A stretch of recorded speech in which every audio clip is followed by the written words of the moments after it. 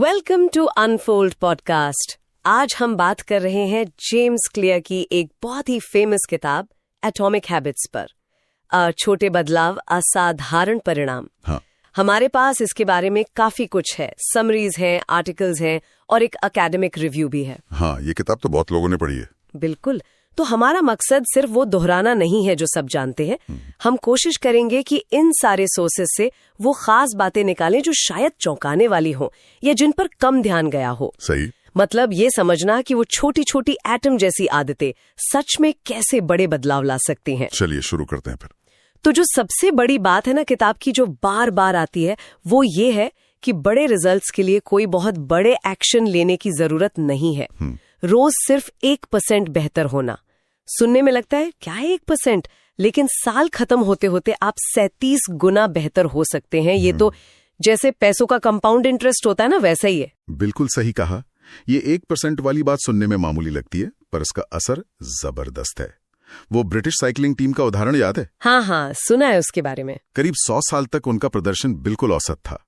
फिर आए coach Dav Brailsford और उन्होंने कहा हर छोटी चीज में 1% सुधार करेंगे। हर छोटी चीज मतलब हर छोटी चीज, साइकिल की सीट थोड़ी और आरामदायक कैसे हो, टायर की ग्रिप कैसे बढ़े, उसके लिए अल्कोहल से रगड़ना, राइडर्स के लिए सही तकिया, सही गद्दा कौन सा होगा सोने के लिए। अच्छा, तकिए तक? अरे यहाँ तक कि टीम की जो सपोर्ट ट्रक थी ना, उसे अंदर से सफेद पेंट करवाया। सफेद क्यों? ताकि धूल का छोटे से छोटा कण भी नजर आ जाए और बाइक एकदम साफ रहे, परफॉर्मेंस पर असर न पड़े। ये था उनका लेवल ऑफ डिटेल। बाप रे, ये तो सचमुच बहुत ही बारीक बात हो गई। पर नतीजा क्या हुआ इसका? नतीजा कमाल का था। कुछ ही साल लगे और वो टीम दुनिया की बेस्ट टीमों में गिनी जाने लगी। Olympic gold medals, tour day France, सब जीता उन्होंने। वाह। तो ये दिखाता है कि छोटे लगातार सुधारों को कम नहीं आंकना चाहिए। किताब में इसे कहते हैं अंतर्निहित संभावनाओं का पठार, प्लेटो ऑफ लेटेंट पोटेंशियल। हाँ, वो पत्थर तोड़ने वाला एग्जाम्पल भी है ना कि 100 बार मारो कुछ नहीं होता और फिर 101वीं चोट पे पत्थर 2 टुकड़े। इसका मतलब ये नहीं कि पहली 100 चोटें बेकार थीं, वो असर जमा कर रही थीं। अच्छा। आदतें भी बिल्कुल ऐसी ही हैं। आप रोज मेहनत करते हैं, रोज जिम जाते हैं मान लीजिए, या कोई नई भाषा सीख रहे हैं। शुरू में लगता है कुछ नहीं हो रहा। हाँ, होता है ऐसा, लगता है सब बेकार जा रहा है। पर असल में वो सारे एफर्ट्स जमा हो रहे होते हैं और फिर अचानक एक दिन आप वो पठार पार करते हैं और रिजल्ट दिखने लगते हैं। तो धैर्य बहुत जरूरी है, प्रोसेस पे भरोसा करना पड़ता है। ये प्रोसेस पे भरोसे वाली बात मुझे उस दूसरे पॉइंट पे ले जाती है जो किताब में है कि गोल्स को भूल जाओ, सिस्टम पे ध्यान दो। ये थोड़ा अजीब नहीं लगता?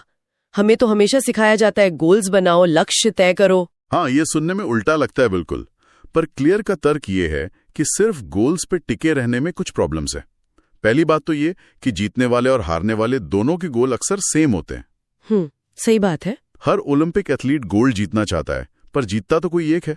तो सिर्फ गोल होना काफी नहीं है। ठीक। और दूसरी बात, गोल अचीव करना एक मोमेंटरी चेंज है, एक बार का बदलाव। मान लो आपका गोल था कमरा साफ करना, आपने कर लिया, गोल पूरा। हाँ। पर अगर आपके पास सफाई बनाए रखने का सिस्टम नहीं है, मतलब रोज थोड़ा थोड़ा ठीक करने की आदत, तो कमरा तो फिर गंदा हो जाएगा ना। सही कहा। तीसरा, गोल हमारी खुशी को टाल देता है। जब मैं ये हासिल कर लूंगा तब खुश हूंगा। और चौथा, गोल पूरा होने के बाद अक्सर मोटिवेशन खत्म हो जाता है। फिर क्या, वापस पुरानी आदतों में। तो फिर सिस्टम क्या है और वो क्यों ज्यादा जरूरी है? मतलब कोच का ध्यान स्कोर बोर्ड पे नहीं, रोज की प्रैक्टिस पे होना चाहिए, ऐसा कुछ? बिल्कुल सही पकड़ा। सिस्टम वो आदतें हैं, वो प्रोसेस है जो आप रोज फॉलो करते हैं, जो आपको आखिरकार आपके गोल तक ले जाता है। वो फेमस फुटबॉल कोच थे ना, बिल वॉल्श, वो कहते थे स्कोर अपना ध्यान खुद रख लेगा। अच्छा। मतलब अगर आप रोज सही चीजें कर रहे हैं, प्रैक्टिस ढंग से कर रहे हैं, ये आपका सिस्टम है, तो नतीजा यानी स्कोर अपने आप आएगा। सिस्टम आपको लगातार बेहतर बनाता है, गोल तो बस एक मंजिल है। ठीक है, तो ये सिस्टम, ये आदतें, ये बनती कैसे हैं? इसके पीछे की साइंस क्या है? हाँ, तो आदतें ऐसी नहीं बन जाती। इनके पीछे एक पूरी साइकोलॉजी है, एक प्रोसेस है। ये बेसिकली एक 4 स्टेप के लूप में बनती हैं। संकेत, फिर ललक, फिर प्रतिसाद और फिर पुरस्कार। Q, craving, response, reward. Q, craving, response, reward. Okay, ये एक साइकिल है। हाँ, एक ऑटोमेटिक फीडबैक लूप बन जाता है। संकेत यानी क्यू वो ट्रिगर है जो दिमाग को कहता है चलो ये करो, जैसे फोन पे नोटिफिकेशन की आवाज आई। ललक यानी क्रेविंग, वो इच्छा है देखें तो किसका मैसेज है। ठीक है। और प्रतिसाद यानी रिस्पॉन्स, वो एक्चुअल काम है जो आप करते हैं, फोन उठा के देखना। ठीक है। और पुरस्कार यानी रिवॉर्ड, वो सेटिस्फैक्शन है, जो मिला, जानकारी मिल गई। और ये रिवॉर्ड दिमाग को सिखाता है कि हाँ, ये लूप दोबारा चलाने लायक है। बिल्कुल, और ये चलता रहता है, आदत पक्की होती जाती है। तो अगर हमें अच्छी आदत बनानी है या कोई बुरी आदत तोड़नी है, तो हमें इसी लूप को समझना होगा और इसमें हेरफेर करना होगा। बिल्कुल, यहीं पर किताब लाती है अपने व्यवहार परिवर्तन के 4 नियम, 4 लॉज ऑफ बिहेवियर चेंज। ये चारों नियम इसी हैबिट लूप के चारों स्टेप्स पर बेस्ड हैं, बहुत प्रैक्टिकल हैं।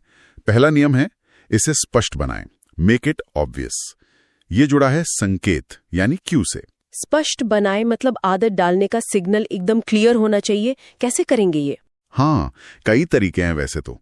एक बहुत पावरफुल है, क्रियान्वयन की मंशा, इम्प्लीमेंटेशन इंटेंशन। ये सिर्फ सोचने से मैं कल से एक्सरसाइज करूंगी। ज्यादा पक्का प्लान है, आप तय करते हैं मैं ये काम इतने बजे इस जगह करूंगी। अच्छा, स्पेसिफिक होना। बिल्कुल, जैसे मैं रोज सुबह 6 बजे अपने लिविंग रूम में 20 मिनट योग करूंगी। ये अस्पष्टता खत्म कर देता है, दिमाग को क्लियर सिग्नल मिलता है कि कब और कहां एक्शन लेना है। रिसर्च में भी ये बहुत इफेक्टिव पाया गया है। और दूसरा तरीका? दूसरा है परिवेश की संरचना, एनवायरनमेंट डिजाइन। अपना माहौल बदलो, अच्छी आदतों के सिग्नल सामने रखो, बुरी आदतों के छुपा दो। जैसे अगर रोज सुबह उठकर पानी पीना है, तो रात को ही पानी की बोतल बिस्तर के पास रख लो। हाँ, ये तो आसान है। अगर फल ज्यादा खाने हैं तो फ्रूट बोल सामने टेबल पे रखो, न कि फ्रिज के अंदर कहीं छुपा के।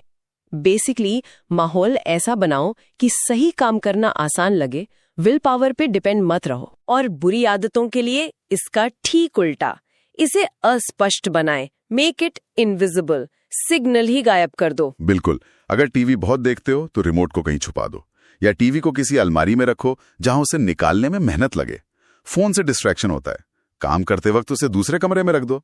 संकेत ही नहीं दिखेगा तो आदत शुरू होने के चांस कम हो जाएंगे। ठीक है, ये हुआ पहला नियम। अब दूसरा, इसे आकर्षक बनाएं, मेक इट अट्रैक्टिव।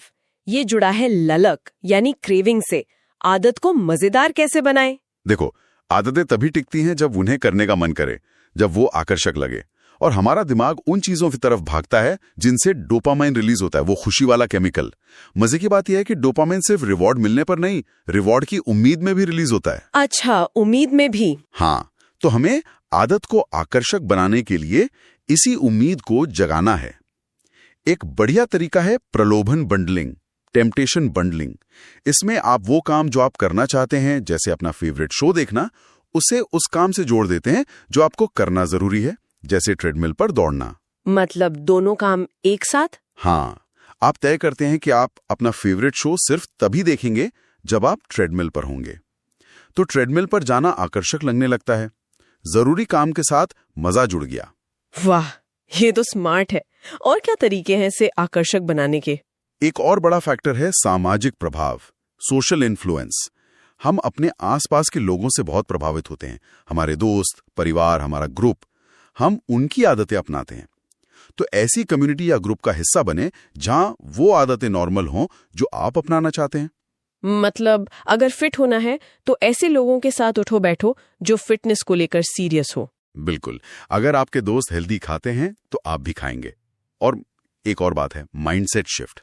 मुश्किल आदतों को मजबूरी की तरह देखने की बजाय मौके की तरह देखें। ये सोचो कि मुझे कसरत करनी है, नहीं, बल्कि मुझे कसरत करने का मौका मिल रहा है अपनी सेहत सुधारने का। अच्छा, नजरिए का फर्क। हाँ, या जैसे पैसे बचाने को कुर्बानी ना समझकर ये सोचो कि मैं अपनी भविष्य की आजादी के लिए इन्वेस्ट कर रहा हूं। ये छोटा सा मेंटल शिफ्ट ललक तो बदल सकता है। और बुरी आदतों को अनाकर्षक कैसे बनाएं, उनका आकर्षण कैसे कम करें? उनके तथाकथित फायदों पर सवाल उठाओ, उन्हें उनके असली नेगेटिव नतीजों से जोड़ो। जैसे स्मोकिंग छोड़ने के लिए वो एलन कार वाला मेथड है ना, वो यही करता है। वो स्मोकिंग से जुड़े हर झूठ को बेनकाब करता है, दिखाता है कि इससे कोई फायदा नहीं, सिर्फ नुकसान ही नुकसान है। जब आपको यकीन हो जाता है कि किसी बुरी आदत में कुछ भी अच्छा नहीं है, तो उसकी कशिश अपने आप कम हो जाती है।